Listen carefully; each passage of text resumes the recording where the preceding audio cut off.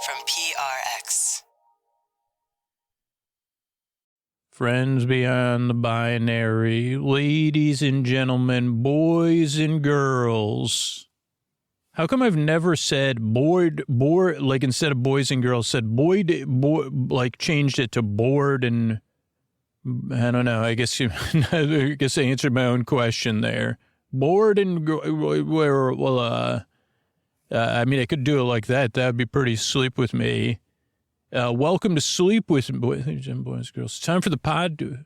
How does the show start again? I'm totally at a loss here. I should have never changed. I mean, friends beyond the binary, ladies and gentlemen, boys and girls, it's time for the podcaster who can't even start his own podcast. I don't know. This has got to be right around the 12th calendar year I've been recording shows. When I'm recording this intro, we'll be well into our 12th calendar or 13th calendar year, maybe even, I don't know, 13. Anyway, I have no idea. I don't even know about dates. What am I going to do? Some arithmetic next? Or as you say in the UK, maths, none of which I'm really good at. But you know what I am good at?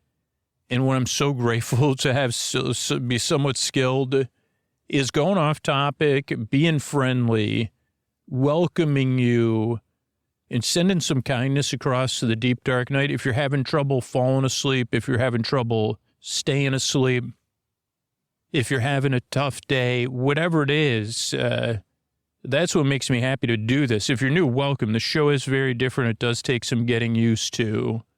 But basically, it's like a dull, strange friend who's a little bit silly talking to you to keep you company and distract you. And ideally, you just kind of my voice slowly fades in the background and you fall asleep. But see how it goes. I'm really glad you're here. So next thing coming up is our support. That's what keeps the podcast coming out. Then there's a long, meandering intro meant to ease you into bedtime. And then it'll be our bedtime story. Tonight, it'll be our look back at our series Multiplex. Yeah, so this is late in the, I'm trying to think of the release schedule. But yeah, so you may even be in autumn, late autumn when you're hearing this. So yeah, I'm really glad you're here. And I work really hard. And if you're new, give the show a few tries, see how it goes. And thanks for coming by. Those of you that support the show, thanks for doing that. Those of you that support the sponsors, thanks for doing that. Because we get to be here for you and everybody else because of that. And here's a couple of messages about that. Thanks. Hey everybody, this is Scoots, and I just wanted to say thanks for being here. I hope you feel welcome. I hope you feel seen. I hope you feel like you're a part of this community just by being here, by listening, by getting cozy, by winding down, by turning the show on when you need it. The fact that I get to make this show and send it out to you is really what makes it special, and it is a community. Now, if you're that 1 out of 100 people that I've been talking about that wants to be more a part of the community, I'd love for you to check out Sleep With Me Plus. You know, it's our membership program, has extra content, ad-free episodes, story-only episodes, bonus episodes, all intro episodes, all-night compilation episodes, super deluxe episodes, tons of stuff, because it's built on how you listen to the show versus how most people listen to the show, which is the ad-supported show linearly. But here's the thing. Right now, it's early November, and there's never been a more important time to be a part of something positive. And if you listen to episode 1300, I'm recording this before it comes out, but if you listen to that episode, you know it's not just about it being early November and reminding you a part of something. I don't know. It really is part of the magic of the show is there's a community around this podcast that helps keep the show going. The podcast has a positive impact on tons of people. And if you want to be a part of that, part of all that stuff, that sounds good to you, being a part of all of those positive things, don't wait. SleepWithMePodcast.com/plus. And That's if you want to join in. And I know that's not every listener, but you're welcome here no matter what, right? Not everybody's in a position to support the show, and not everybody wants to. I'm just trying to get that message to that sliver of the audience that's ready and willing right now. And then we get to support it for everybody else. So if you feel like you want to get closer to the podcast, even if it's just by listening deeper with the podcast, deeper on how you listen to the podcast, and you want to feel, particularly right now, you want to feel like you're a part of something good, think about signing up, sleepwithmepodcast.com/plus. Thanks, everybody. Oh, Mystery Bard, a lot of people help out on this show. Who are they? Posty poster son sounds like an earful. Wrote the theme song. Edits episodes. Carl W. the legend. Also edits episodes. Ashley, Kenny, Scotty, Jennifer. Runner. Eric and the team at Astound are on the website. I am the mystery bard. I do the lullabies, yeah. I do commissions at JonathanMann.net. I'll write a song for you. Any reason at all. You can tell me the story and I'll make it personal. You see the kindness shine straight on through when the listeners form their own Facebook group. Keith, Stacy, Sarah, Julie, and Jennifer. These are your moderators. Get support dear Scooter on Patreon. Buy the merch and support the sponsors. You can find anything you want at sleepwithmepodcast.com. And we're so proud that we could dance. Rusty Biscuit, Lois, Anna like banana. Leah does the transcripts. Thanks, Mystery Bard. Don't forget one more thing. If you want to be a part of what we're doing, you could sign up for the referral program if you're not in a position to support the show directly. Not only can you get access to Sleep With Me Plus just by referring people to a free podcast, and you could sign up at sleepwithmepodcast.com/refer. So it's pretty simple. Like you spend some time spreading the word about the show, and you get free access to Sleep With Me Plus, and you can do that at sleepwithmepodcast.com/refer. Thanks. What do you say we slow it down and get on with the show? Hey, are you up all night tossing, turning, mind racing, trouble, getting to sleep, trouble, staying asleep? Well, welcome. This is Sleep With Me, the podcast that puts you to sleep. We do it with a bedtime story. All you need to do is get in bed, turn out the lights, and press play. I'm going to do the rest. What I'm going to attempt to do is create a safe place where you could set aside whatever's keeping you awake, whether those are thoughts, things you're thinking about, thoughts from the past, thoughts about the past, the present, the future. I have many past thoughts make appearances, though. Mostly that'd be interesting if I had thoughts from the future. I kind of can predict my thoughts about the future because I'm thinking about the future 70, 80, 90% of the time. So in the future, I'll be thinking about the future. I could almost guarantee, there you go. I just predicted the future, my future. I mean, ideally, no, be so grounded. I don't know. I think even if I'm grounded, then I'm more just noticing that I'm thinking about the future. Let's be realistic and say, oh, I'm thinking about the future. That's when I'm at my most healthy, instead of not realizing I'm thinking about the future and pacing around, doing stuff to think. So it could be thoughts about the future. It could be past thoughts or thoughts about the past, the present. Could be thoughts about my thoughts. It could be feelings, anything coming up for you emotionally related to those thoughts or that are just mysteriously there right at the surface or below the surface or both. It could be physical sensations. It could be changes in time, temperature, routine, work schedule. It could be travel. You could have guests or going through something. Whatever it is that's keeping you awake. The reason I kind of run through some of that stuff is to let you know you're not alone in the deep, dark night, that not only is my voice here to keep you company, but that there's other people out there, not only that I can relate to how you feel, but there's other people listening right now with you that are rooting for you, really. And this isn't a joke. I hear from listeners all the time.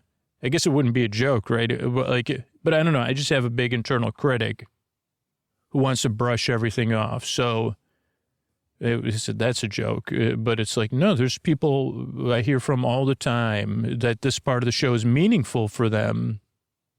And it is mildly participatory because the thing is, if you're new or you're struggling right now and you're full of that deep, dark night doubt that I have, and maybe you share it, like you're like, no one gets it, man. This is like, and you say, I felt that way too. I'm not trying to dismiss your no one gets it. But here's the thing I know, because I've been doing this a long time. There's someone else listening somewhere in the world who can really get how you feel. Maybe they've been through something very similar. Maybe they can just relate. And they're listening right along here, and they are rooting for you. They're kind of sitting in bed, hoping this podcast can keep you company and take your mind off of stuff, or at least make you feel connected to them. And I've been saying this a lot over the past year or two, but they not only that, they're like, man, I really hope this podcast can help you out like it helped me, because I didn't know there was something out there like this. It is different than most stuff, different than what I expected, but this is what I was looking for. And I know it's not for everybody, but I hope it helps you like it helps me, and that one day you get the same experience, because it is meaningful to just passively listen to a podcast, but know you're a part of something. Know that you can feel good about someone else out there, and that the stuff you've struggled with has meaning for other people, because you can relate to them. And you could say, yeah, I know how that is really tough. A lot of people might be dismissive of it, but I know what that feels like. I felt something or been through something very similar. And the reason I point that out is like, that's why I make the show. Those are the listeners I hear from. It gives the show meaning. And it's important because I spend most of my day dismissing that kind of stuff internally and probably externally too. And it's kind of weird that even in the deep, dark night, when everything else is, all the non-positive stuff is heightened, it's tough to find some positivity, some heightened awareness of this nice stuff. And so if you could like one day think about that there's someone listening somewhere in the world, maybe it's your favorite part of the world, I don't know, maybe it's close, maybe it's far away, who's rooting for you because they get it. And this isn't, I've been doing this over 11 years, so it's true. And I don't know, it's a rare thing to get to be a part of, especially because my internal makeup spends so much time, like, believing that the world is the opposite of that. And that's part of the reason I have trouble getting to sleep, That's important for me to point out. Even though it brings it all to the surface, it's something that brings us all together. It's not just about me and being silly and being meanders. That's like this is what sits under the show and brings us together. And it's not that complicated either. You could just be a warm presence for somebody else. You know what you've been through. You know how it is for you. And now you know someone else out there is either rooting for you, or maybe they need you to root for them. So no pressure either. You could that's the great thing about the show. There's enough people listening. You could procrastinate about it for a few years. And then a few years from now, be like, yeah, now I'm rooting for that person. And that's cool, because then it'll be right on schedule, right when we need you there. And the other thing, if you're new or a regular listener having a tough time, is that you deserve a good night's sleep. You deserve a bedtime where you could get the rest you need, where you're not tossing and turning or dreading going to bed, or like a lot of us, come Saturday afternoon, you're starting to think about Sunday night, and you got that feeling in the pit of your stomach or whatever. Like, you deserve a bedtime you don't have to dread, that you could feel neutral about or look forward to, and that's what we try to create here. I am here to be your friend in the deep, dark night. I send my voice across it. I use lulling, soothing, creaky dulcet tones, pointless meanders, and superfluous tangents, which means my voice is not traditionally soothing, and it doesn't make a lot of sense. This podcast can feel for a lot of new people like it's never going anywhere and never gets started. It's a podcast you just kind of listen to, a podcast you can listen to, but you don't need to listen to, a podcast that's kind of barely entertaining. And, all that takes some getting used to, especially if you've tried other sleep stuff. You may be skeptical, doubtful, or frustrated. You found this show and you were hoping, or you had an expectation, well, this is probably going to be something ethereal. And then quickly you realize, I don't even know, I can picture something ethereal, like a painting, but I don't know the definition of it. But may contain translucence, but that has nothing to do with the definition, right? Yeah, that's my qualification for making a podcast. Don't know the definition of ethereal, but I can use it in a sentence. And I can imagine something ethereal, but in an undefined way, but probably has something, probably some purples and some lavenders and some translucence. Like somewhere out there, somebody's like, oh man. So what else do you need to know? Podcasts you don't listen to. This is a sleep podcast. Back when I started the show, 2013, this idea of an adult sleep podcast wasn't really a thing. But even now that it is a thing, and it's been a thing for a long time, and now there's this huge diversity of styles of sleep podcasts, a lot of people get to the show and they're like, what is going on here? Because I'm not really here to put you to sleep. I'm here to keep you company while you fall asleep. There's no pressure to fall asleep with this show. There's a reason the episodes are over an hour, that there's over 600 episodes right in this feed you're listening to it in. So you can pick and choose what works for you. And you don't have to think about falling asleep. I'm here to keep you company and distract you, whether you need a break during the day, whether you can't sleep at all, whether you listen all night long, or you're just going through something temporarily and you need a little help. I'm here to be your boar friend, your boar bae, your boar sib, your boar bud, your neighbor, your boar bestie, your boar burr, your boar bee, your boar bruh, your best boyfriend forever. And just to keep you company and take your mind off of stuff, just like I was on call, providing a service for you. And so, what else do you know? The podcast doesn't put you to sleep. You don't listen to it. You'll probably be skeptical or doubtful. It takes a few tries to get used to. Most people don't like the show at all in the first 2 or 3 tries. Just in case you're still with us and you don't like me, but you're kind of still listening anyway, or you've tried 2 or 3 times, you're like, yeah, I don't think this is going to work out. Sleepwithmepodcast.com/no thank you. I think no thanks will take you there too. That has other sleep podcasts and sleepy audio on there. So you could find something that might help you fall asleep. You still deserve a good night's sleep, but most people don't like me. So I don't take it personal. And you don't have to let me know, my shortcomings. Many people, probably hundreds of thousands of people have let me know. So it's we're good. And that's why I think it's probably that website's been up 4 or 5 years.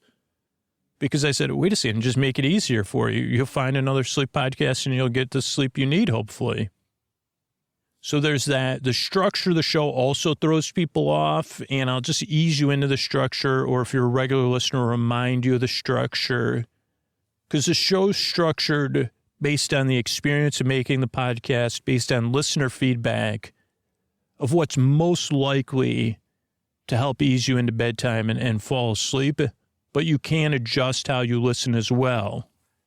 So this one version of the podcast, this Sleep With Me, the sponsor-supported free version, most people listen to this version linearly, but there's tons of other smaller pockets of listener communities, all-night listeners, story-only listeners, all-intro listeners, just listening, compilation listeners. But for most people, this is where you get started.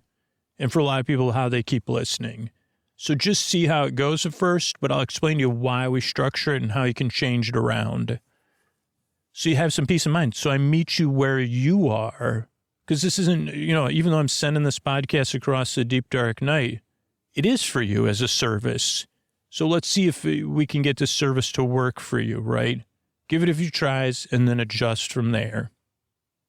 But the show and all the shows we make, for the most part, start off with a greeting. Friends beyond the binary, ladies and gentlemen, boys and girls. So you feel seen and welcomed in. You say, okay, I could give that show a try. Then there's support. So paying for the show is optional. If you prefer something without ads, you can get that on Sleep With Me Plus. Then there's a long, meandering intro, separate from the support. And it's about 15 to 20 minutes long. And yeah, it's meandering. It goes on and on and on, where I try to explain what the podcast is. And the thing about the intro is it's where we get to spend some time together. You never know what I'm going to talk about. But if you're a regular listener, I'm going to try to follow a similar structure every time. But for those parts of you, the thoughts, feelings, physical sensations, whatever's keeping you awake, they say, okay, this is familiar, but it's different every time. He could just make a basic intro, and it's the same every time, but that would be predictable, and it wouldn't help me fall asleep.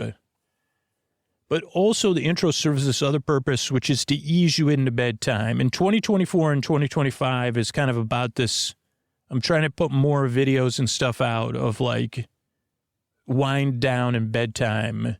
So the intro is part of that. There are people falling asleep during the intro, but most people are getting ready for bed, in bed, getting comfortable, or doing some sort of chill wind down activity. And the intro kind of just creates a buffer, even if you're just chilling in bed, getting comfortable, to ease you into bedtime, right? To be a buffer between the day, the evening, the getting in bed and winding down, and then the bedtime story that'll put you to sleep. So that's what the intro does. If you prefer something without intros, Bedtime Stories from Sleep With Me is available in every podcast app. Then there's support again, so the show can come out on a regular basis. And then there's a bedtime story. Tonight it'll be a look back at the making of Multiplex, the series we did this year. And then, yeah, that's it. That's the structure of the show. So I make the show. I work really hard. A team of people work hard because we love making the show and seeing how it impacts people positively who feel lonely in the deep, dark night, who other people don't understand, or who people who find other sleep podcasts through our show. It's cool. So I'm really glad you're here. I work really hard. So do a team of people, and we really want to help you fall asleep. Thanks again for coming by. And here's a couple of ways we're able to do it for you for free twice a week. Sleep With Me podcast is brought to you by Progressive Insurance. Do you ever find yourself playing the budgeting game? Well, with the Name Your Price tool from Progressive, you can find options that fit your budget and potentially lower your bills. Try it at Progressive.com. Progressive Casualty Insurance Company and Affiliates. Price and coverage match are limited by state law. Not available in all states. All right, everybody, this is Scoots here, and this is our look back at Multiplex, the making of it, and to be honest, I'm not exactly sure how this episode is going to go. So maybe this may get become more of a personal essay. Also, I'm not sure. I think this episode's going to come out before Thanksgiving in the autumn season of the podcast. I'm recording this now in late August.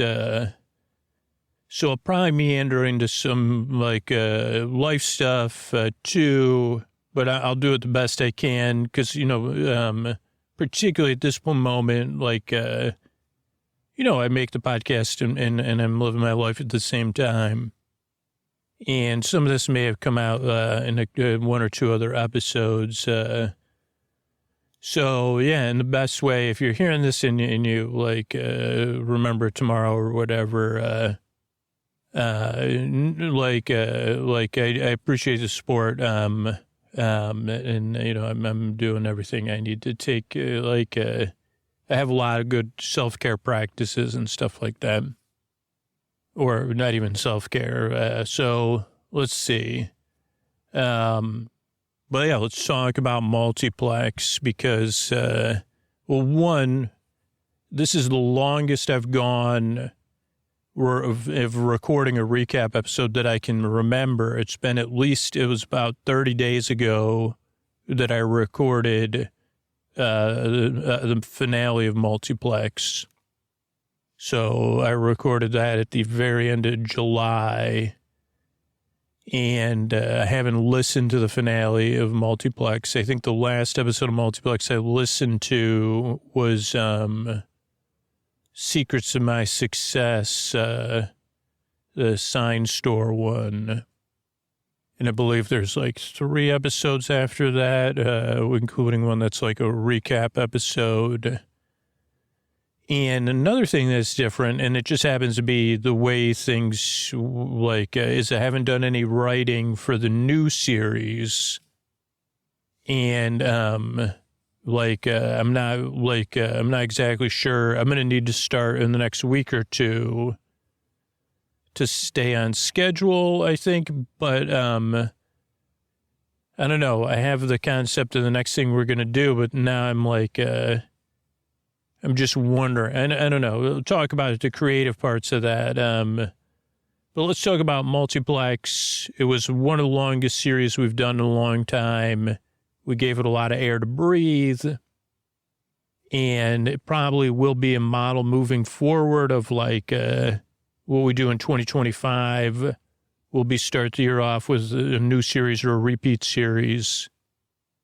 But with it being kind of open to saying, hey, is this something that's going to be, to have some freedom, I think, that it could be an 8-episode season or it could be a 16 or 17-episode season and last most of the year. And one of the things is that we've kind of changed, I don't know if it'll change again, kind of our rhythm of our releases where now we used to do a 3-rhythm release. Now we do kind of a 4-rhythm release. And that goes all the way back to once the podcast, I don't know, when the podcast hit its first stride. In a 3-rhythm release, I'll just explain because it was based on the days of the week.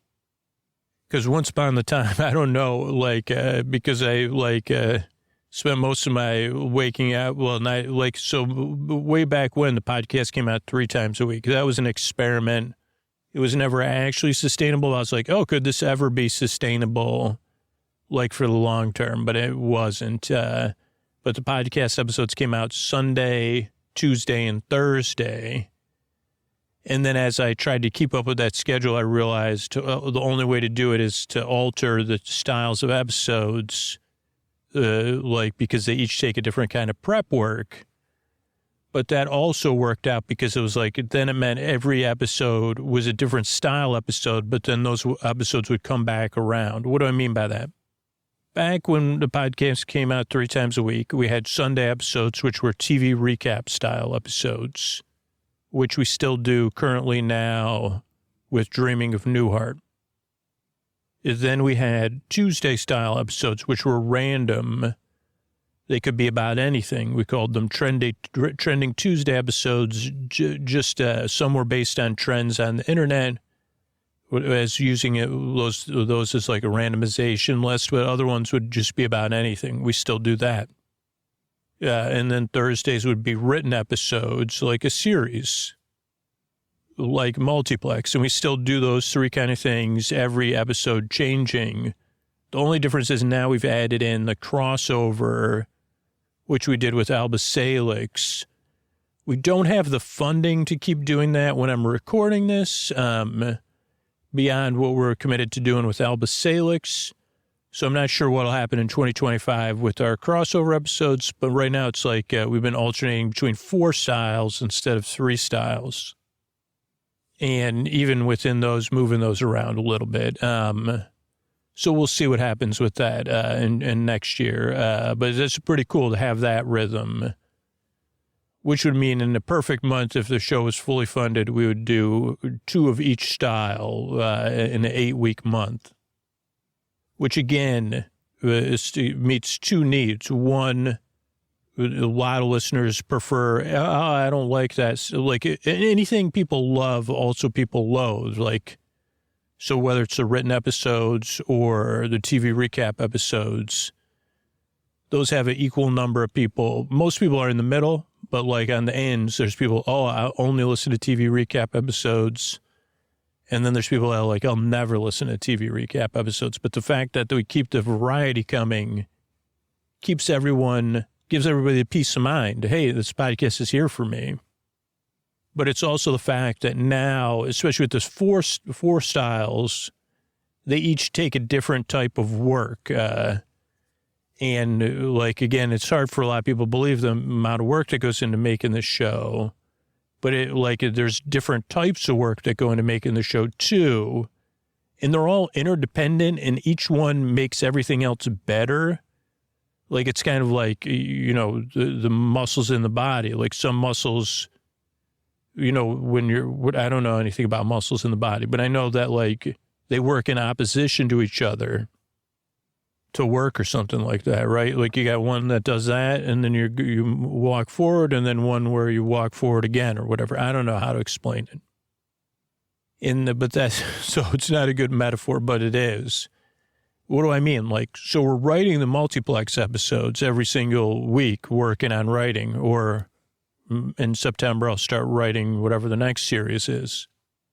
And that writing makes me better at writing all the other episodes or the style of the other episodes or the structure of the other episodes. And then the styles of the other episodes inform my writing. But it's also like there's only one, like there's only so much reservoir of that one for writing and time.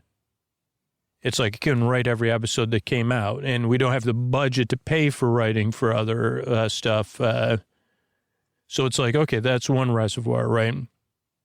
And then there's TV recap episodes, which are based on like now the new heart ones are kind of like based on watching the shows, taking notes, and doing a little bit different kind of writing and playing around.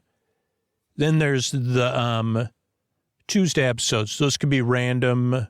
They could be like, but they're informed by the work that goes into the other two styles of episodes. Like, they're interconnected or interdependent. And then the audio fiction ones, I'm reading someone else's writing, right? So I'm getting, it's like a totally different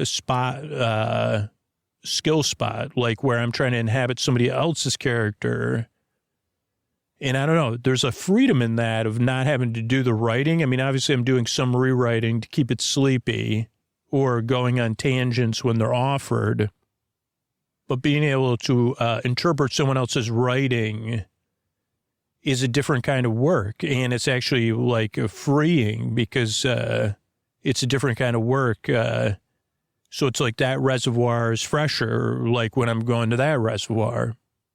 And that's kind of the thing. It's like keeping the show sustainable is keeping all those reservoirs, like using the water from each one and then going to the other reservoir while the other ones fill back up. And that's kind of how we stumbled upon that way back when. What was my point? Back to Multiplex. So I don't know what I was trying to explain, but so Multiplex is, so next year we'll see what happens. But having the freedom to not have a specific number of episodes is partially just because we're not able to put out as many episodes as we used to. But also like, I don't know, we just have a little bit more freedom in the schedule, I think, and flexibility versus when we used to, like I used to try to get 2 series out a year plus a holiday series.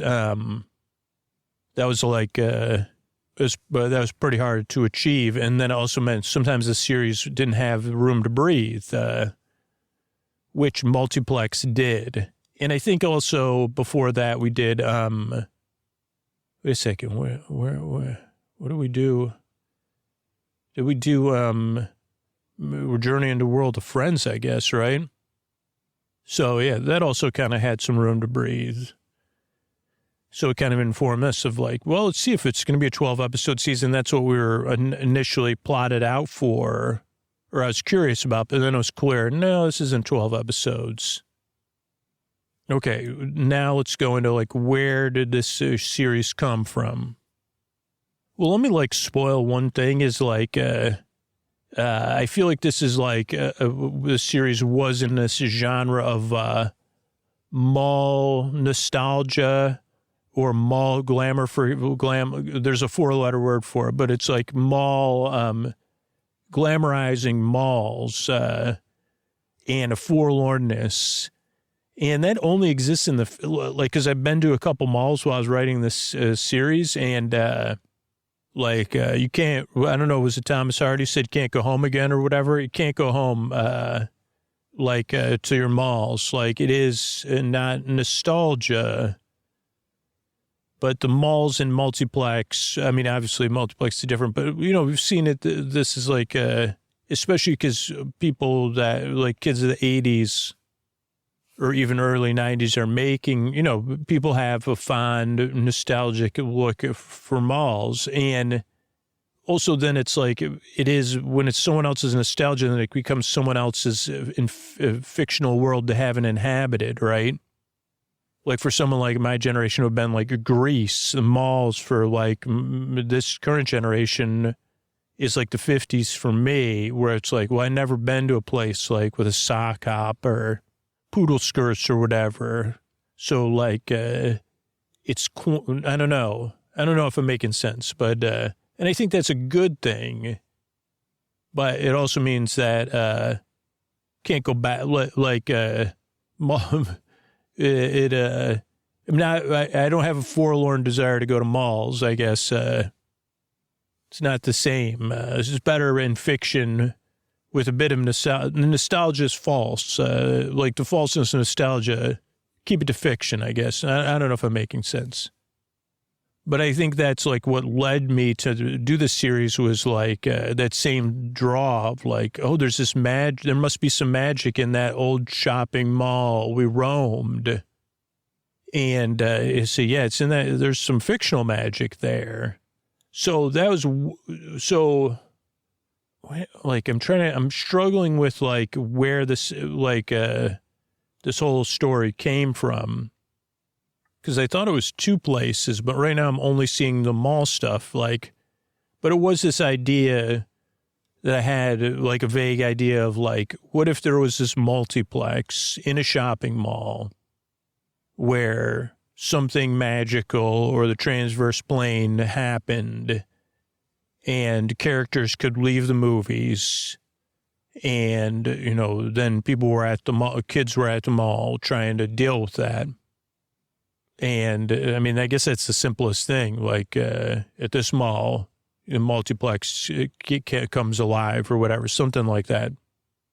And, I don't know, that idea kind of kept appealing to me, maybe in different ways, but I was like, I don't know.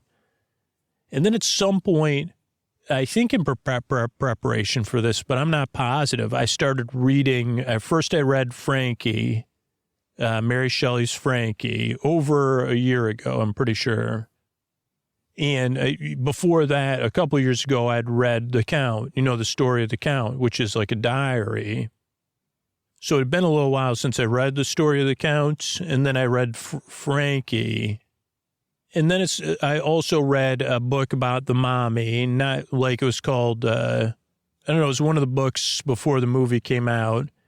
And I read about the person at the opera. I did not read the book about the person who couldn't be seen just because I didn't have time. But I did watch the movie. So, but it was like, okay, what if these are the characters that are coming out? Like a lot of these things are in the public domain.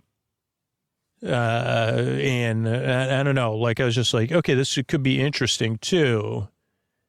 So I guess it kind of had this vague idea, and I was like, okay, what would this be like? And I was like, okay. And then, like, I'm not sure what developed first or second, but it was like, started thinking about these characters, and then I started thinking about this, like the mini golf course and then, okay, that's the way, like, okay, what's the situation? Who are the main characters? This is just very similar to like, why, you know, what's some sort of conflict or internal thing that's like going on. And then I like so because I guess like always with Sleep With Me, it's like these are ideas I'm striving for, and like the not getting to where I strive to is like one of the things that keeps it sleepy. But I think like striving towards a goal that can't be reached is what makes the stories, gives stories legs. Because if not, it would just be like if there wasn't something beneath the pointless meanders, I don't think this show would work, I guess. I don't know. So it's like, what am I curious about? And then I was like, okay, like, well, why would you, like, at first, like, it doesn't seem like a good idea to go into a shopping mall that's been closed, you know? So why would these kids do it? Okay, then the separate idea, yeah, that I think was separate from the multiplex was this idea of, like, hey, what if there's, what if there's stories about characters that became, and this one I fell short on, but this was like a thematic thing when I was thinking about the characters, or thinking about characters in general, even outside of multiplex, is like, what kind of heroic journey can you go on to learn to be a people among people successfully and happily, right? To just not have to live a life that like as someone who spends a lot of time fantasizing inside and outside and making a podcast, like what would it be like to be like, oh, I don't need that fantasy. I'm happy with this life that I have, this grounded life. I don't know. That was just another idea I was curious about. And the idea, I don't know, somehow got mixed in with the soup, I guess. I don't think as successfully as I would have liked to, but when I look at the time I have to write and explore ideas, successfully enough, like to put people to sleep. But I mean, yeah, if it was like not a sleep podcast, those themes would have been like themes would have been before we write an episode more broken out. And maybe I used to do that, and maybe I'll return to it, as like taking a day or two to break out concepts. What is this one aspect of being a people among people? Or, you know, just, I mean, because even that's kind of like very nuanced, right? What's it mean to be a regular person? That's, I mean, holy cow, you know? What do you even mean? But it's like, what would be the like, how could you go on a heroic adventure to get this quality that most people would say is basic or simple, even though it's not, right? I don't know. Those are interesting layers to even try to dip your toe in. But those are also layers that do take, to really get into it, takes a lot of knowledge. And I don't know, it takes more work, at least for me, even if it's just like in the past when I've kind of like gone at it from a thematic thing, it's usually like you try to really look at that thematic thing and then it falls away. It's like you like take a day or two or like it would be great to do it longer. What am I saying? How am I'm not explaining this clearly even for a sleep podcast. Okay, let's say one of the concepts, this wasn't one, but I mean, I maybe was on some subconscious level. What is it, like one of the qualities that could be embodied by this concept that we're talking about is like, you know, like it is within St. Francis prayer type thing. If you're not familiar with it, like one idea would be, if this is just a conceptual idea, not in the prayer, I don't think, but it's like, hey, if you're feeling lonely, find someone who's lonely and make them feel welcome, right? Like the way to deal with your loneliness isn't to focus on your loneliness or changing it. It's to say, oh, is there someone else out there lonely that I can make feel welcome? And some of that goes to, you know, learn from like trying to stay sober, I guess. But, and I'm not even that good at it. But that'd be a quality embodied by these characters as adults. So it's like, what kind of adventure in an episode or two that would be a heroic adventure would someone go on to learn to make someone feel welcome? And to break that out, and really spend some time with it. And then you do in the past when I approached story like that, and then it's like something that I almost forget about. Like I spend a couple days writing about it and bringing up questions or whatever, and then it just kind of falls away. It falls into the story in some sense. But now the cool thing was going along with this is that, so then you have these archetypal figures, right? And this is one of the things that did work is so you have these archetypal figures that there's movies and novels that are based on their thing. And then, we have to sleepify it and change it to make it work with Sleep With Me. But when I read the book, one of the books about the mommy, and then saw the movie, the book was much more interesting, right? But it was also about and that was the first character we did that now I'm so far away forgetting, but all those characters in different ways, so she wanted to meet her needs, right, in the story, and was doing all these things in this fictional story. Well, actually, the fictional story takes place actually I don't know, there's layers to the story, right? But she's trying to do, they're discovering her old existence or whatever.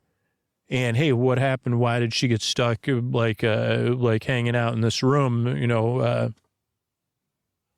they decided that, because she was trying to get this need met and they were in opposition to it. So it's okay. And then those movies and the books too, for the most part, they're the main characters, right? But they're not the main character, right? Because they don't get the good stuff at the end. Almost none of those movies end with them happy, right? Like the mommy being oh boy, this is great now. So that kind of offered this twofold thing. One, okay, this is what they're going to need help with.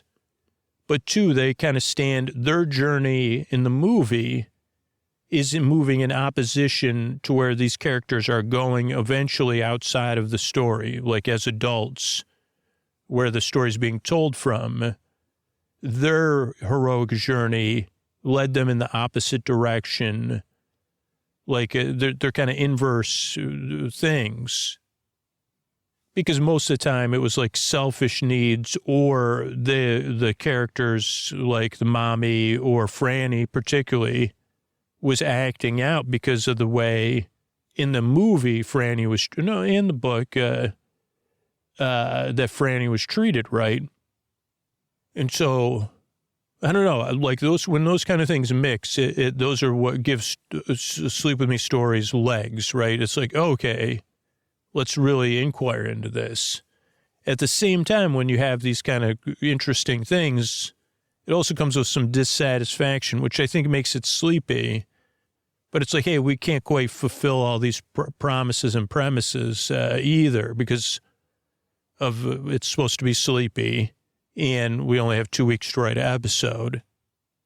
So I guess that also makes it interesting. And so then it was kind of finding a rhythm with the mommy first of okay, we need a couple episodes to get into the story. You got to get them. What's the concept? Who are the characters? Now we meet Boyd. Boyd kind of offers, hey, this is why we should go in there. Hey, is this a good idea? Definitely not. Well, now we're kind of stuck in here anyway. Let's make the most of it. Then there was a part with the mall, which was kind of the idea that, there's something happening there, and there's going to be people in the mall that also need help, the workers. And I guess that was a necessity. Maybe it was I don't know. I think it adds an extra layer for meandering, and a story maybe could have been simpler, but at the same time, we had to ease our way in, and the characters had to ease their way in. Otherwise, they would have got out of there, right? and the fact that the mall is in good shape and stuff would have never made any sense.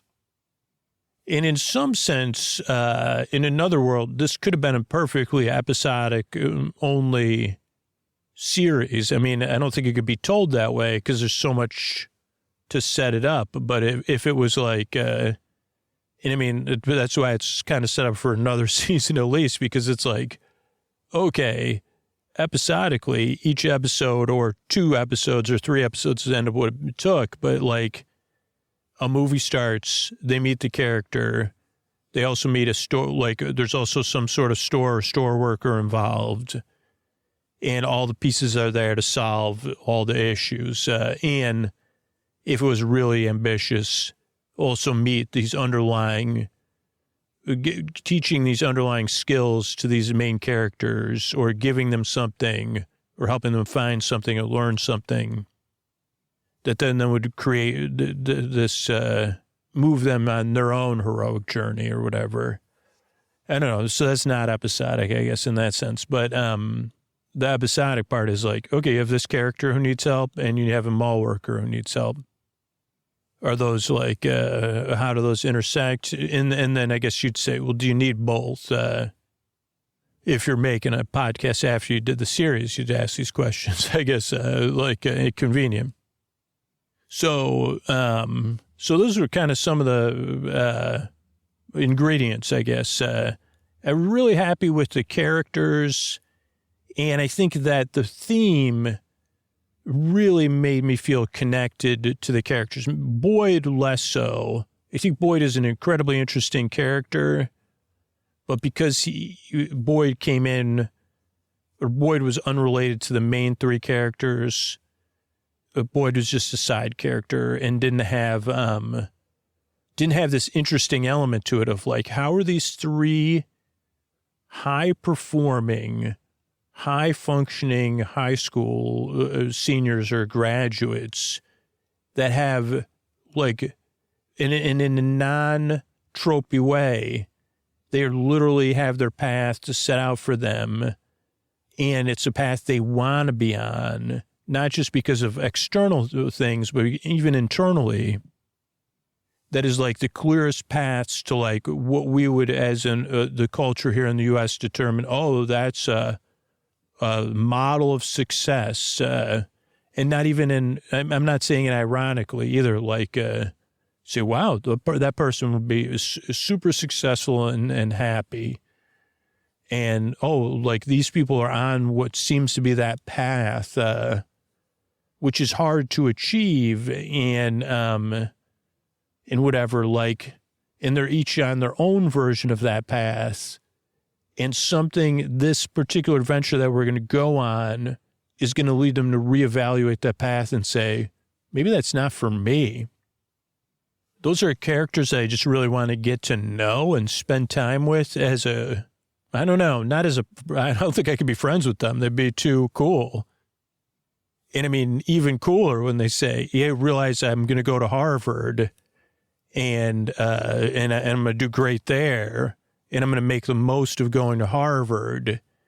And then when I graduate from Harvard, while I'm there, I will figure out what's next. But I know what's next will build upon that. So none of this is set in a judgment of that path, right? It's actually like, it's not glamour. You know what I mean? It's like looking at this path in a way, in a neutral way, like even though it has all these values attached to it or societal values, and it seems valuable, and it's obviously like if someone's going to go there and become a researcher and solve some great issue, even has like real world impact.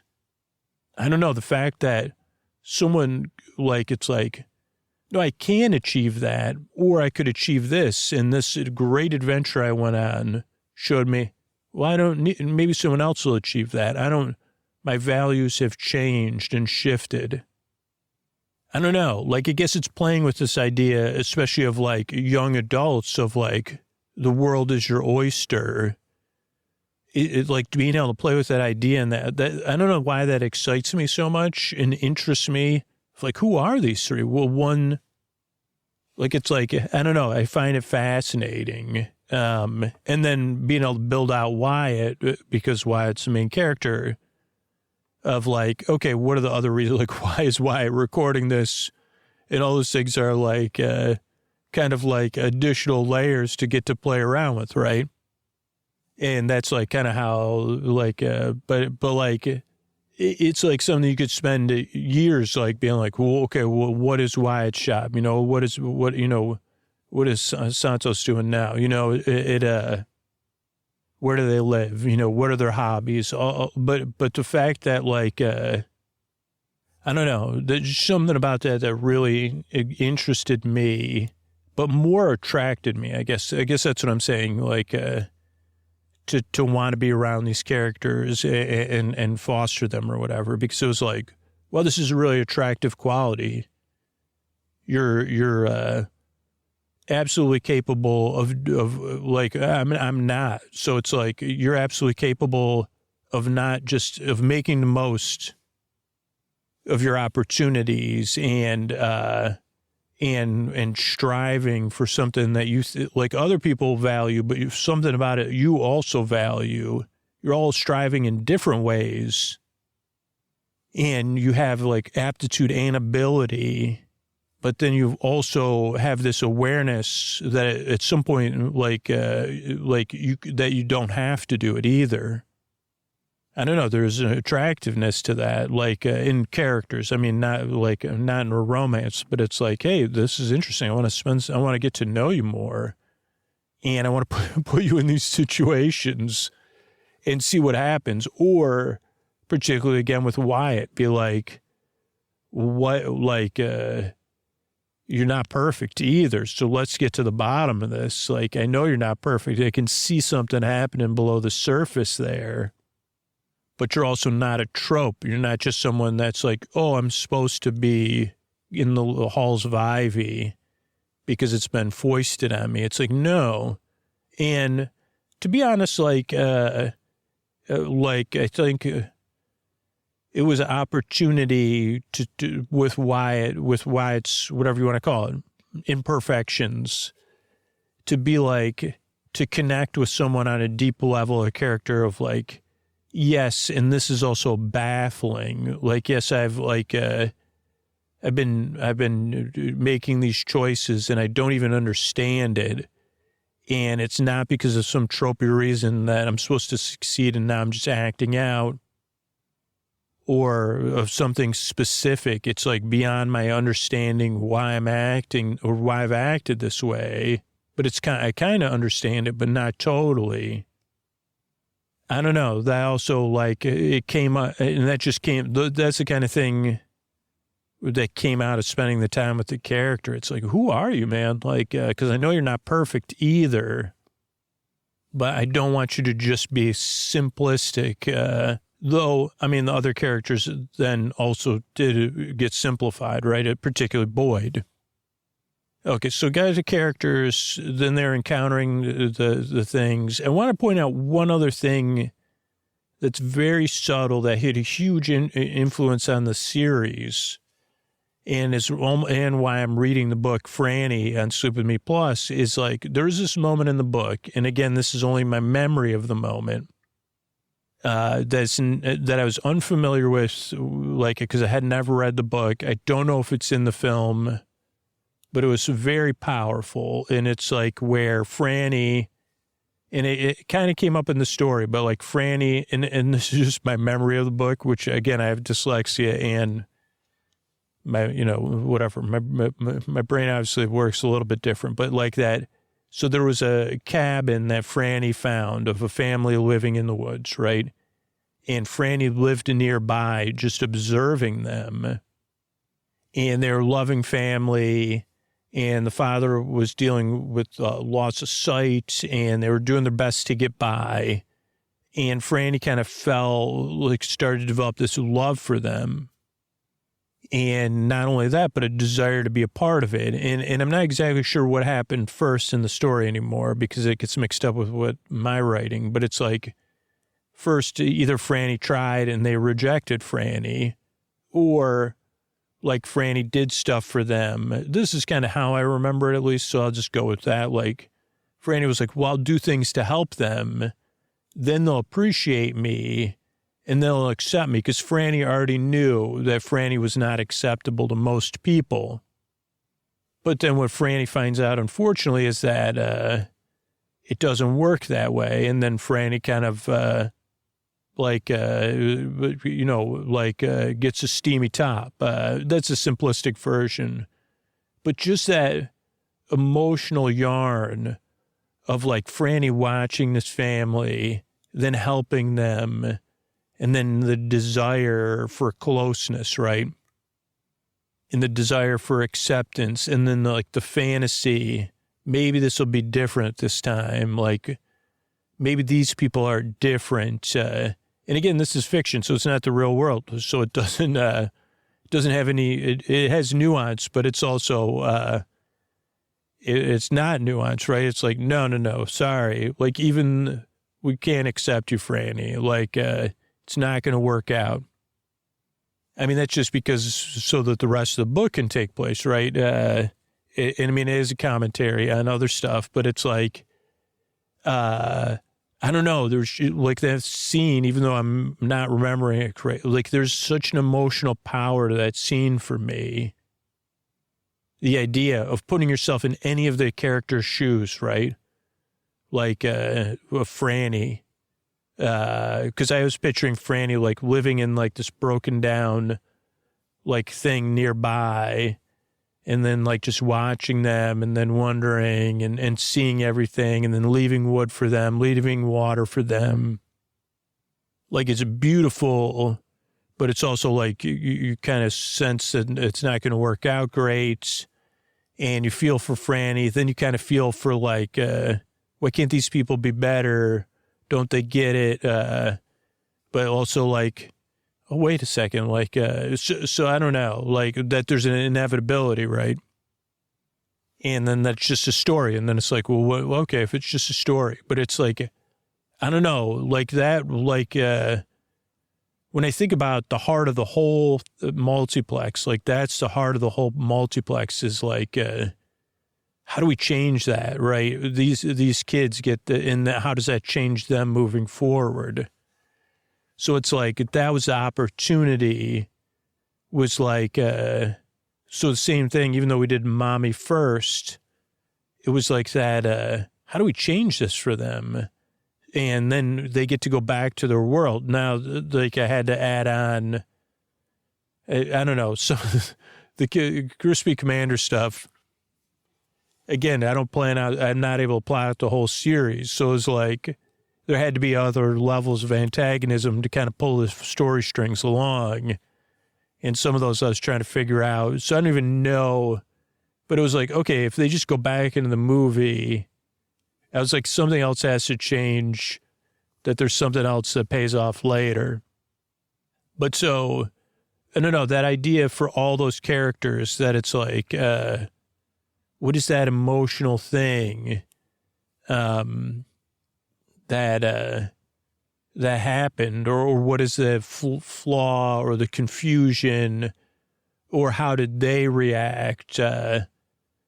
Like in some sense, so Franny was kind of like, well, man, maybe this is just projection and fiction, but like maybe you were like, if you didn't need them, like, this is not about the story. Again, this is my reimagining. Hey, are you sure you weren't helping those people to manipulate them? Like, what would happen if you weren't manipulating them and you were just doing it to help them, but you didn't need them either? You wanted to be close to them, but you didn't need to be close to them. But you were doing stuff. I guess it goes to that kind of same thing, like, oh, like that same idea of like the lessons. So maybe it was baked into the concept that the kids need to learn.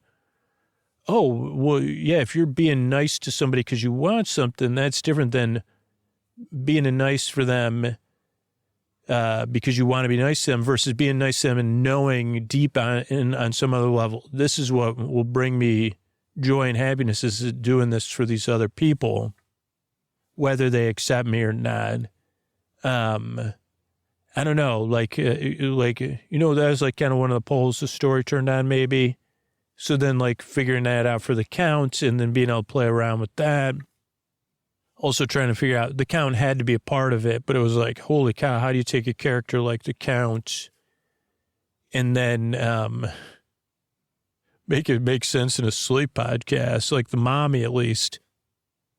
It's like I could just say the mommy, and it's like, yeah, you're wrapped in nice socks and toilet paper or whatever. And then Franny just sounds nice, you know. One other thing I wanted to talk about, I guess closing, is like and this is where I got to do it through the characters, was like when I saw the person who couldn't be seen, so that I did not have time to read that book. So I watched the movie, and I'd seen the one that came out recently. That was great. And, but I hadn't seen this movie, and I was taken aback by this movie, just like the characters were. So it was great for me to be able to like parse that through the characters, because just like the characters in the story, when I watched the movie, The Person Who Couldn't Be Seen, I was in dismay of like, yeah, this person is so poor. Their attitude, they have the worst attitude I've ever seen in a movie. I don't know. Like they were just a J to the E to the R to the K. Not even, I mean, it was like, holy cow.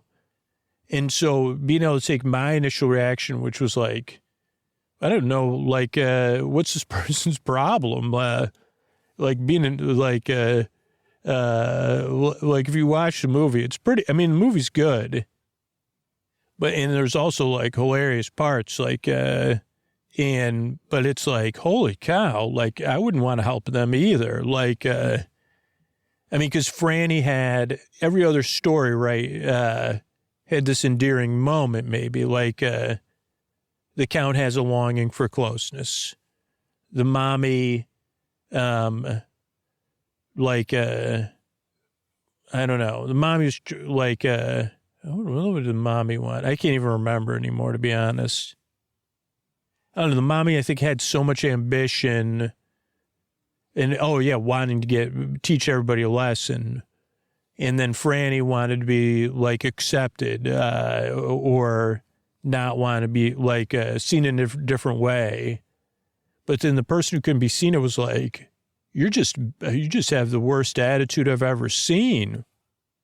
And you happen to figure out how to disappear. But like I don't even know are those two things even related? Like, like Anne, I guess, is a model for the kids. Like, just because you're achieving this great scientific achievement doesn't change the fact of your poor behavior and treatment of other people. And, I don't know, you got to see the movie to just be like, what's up with this dude? I mean, he goes into this inn and then he'd like, talk about like, even from the jump, like, is like not pleasant to be around and won't take no for an answer and is rude. So it's just funny, like watching these teens, like thinking about these teens watching the movie and being like, who does this guy think he is? We're not going to help him. Or do we want to help him? That was an unexpected thing that came up in the story, I guess. So like, where I was like, oh, what do I do about this now? Because there's no way around this one. Like, it's like in the end, it's like, well, maybe, yeah, like, not surprised. And then, yeah, how do we sleepify it by like kind of making it like about bicycles and stuff like that? So I don't know. That was another thing. I don't know. I think that's probably like, I don't know what we're going to do next. I mean, I have a concept, but then I'm like a little bit like, is this, I don't know. So we'll see what happens. I guess I didn't have to dig deep into the personal essay style of stuff because it just got interesting, getting curious about, why did I make that choice? Why did I make that choice? And yeah, then the episode just kind of slowly played out. I guess like the Crispy Commander and the idea, that kind of stuff was a little bit half-baked, I guess I'd say, because, again, if I had the luxury of planning a story out over a year or something, maybe it'd be plotted out a little bit more. But some of that was like written as we were writing. It's like, okay, there is something happening behind the scenes. There is something greater at work here. But I didn't start the story knowing what that is. And then even like the Crispy Commander, though that did kind of work out. And yeah, so I don't know. I'm just glad I get to tell these stories and put you to sleep. And I appreciate everybody that listens. And particularly during this 2024 has been, a challenging year for the podcast and my person and like, so it's, I appreciate everybody, that supports the show or sends their kindness or just listens and enjoys the podcast or sleeps to it. So thank you so much. Hey, everybody, this is Scoots with a message from our sponsor, Helix Sleep. And this is one of those tuck you in messages that comes at the end of the show. But I was thinking of a story. One November, in fact, it was this November, Helix offered an amazing deal. And you thought to yourself, I got to go to helixsleep.com/sleep and take that quiz because this bed I'm sleeping on, one, it doesn't cut the mustard. No beds cut the mustard.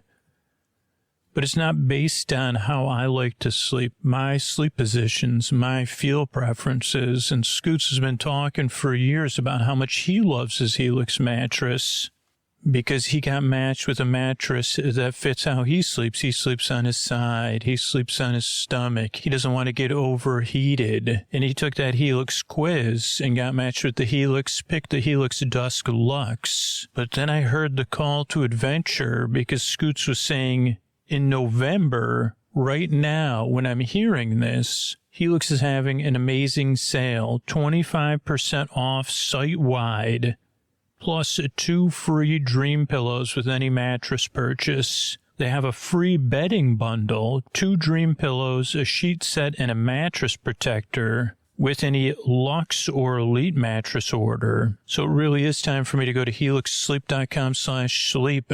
I didn't realize it till just then. The moment I heard Scoots say helixsleep.com/sleep, and I heard about that November sale, that I said, I deserve to sail, S-A-I-L, away in an amazing mattress from November 2024 into 2025 and beyond. I deserve comfort. I deserve a mattress shipped straight to my door. I don't want to go to a store. I want to take that quiz, just like Scooter says, just like Scooter did. I mean, Scooter's been sleeping in his Helix mattress for year after year after year. He talks about how much he likes it. In fact, I could hear right now how rested he is in his voice. Without further ado, I got up, I took that quiz, I got a new mattress, and now I'm imagining myself in it so comfortable. Because who knew? I just take that quiz, I get matched with a mattress that fits me and my needs. Finally, my wishes came true. That November, which is this November right now, I got an amazing new bed, and I saved a ton of money by going to helixsleep.com/sleep. Thanks and good night, everybody.